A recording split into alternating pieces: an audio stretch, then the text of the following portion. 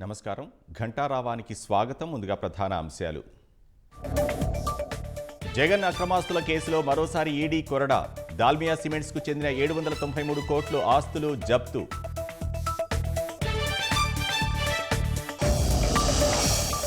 మద్యం కేసులో సిట్ విచారణకు విజయసాయిరెడ్డి గైర్హాజరు. వివిధ కారణాలతో రాలేకపోతున్నట్లు అధికారులకు సమాచారం.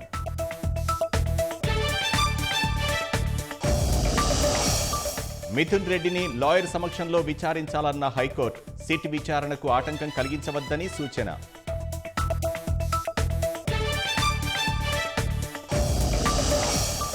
తిరుపతి ఎస్వి గోశాల వద్ద నేతల పరస్పర ఆరోపణలు. వైసీపీ విద్వేషాలు రెచ్చగొడుతోందన్న కూటమి ఎమ్మెల్యేలు.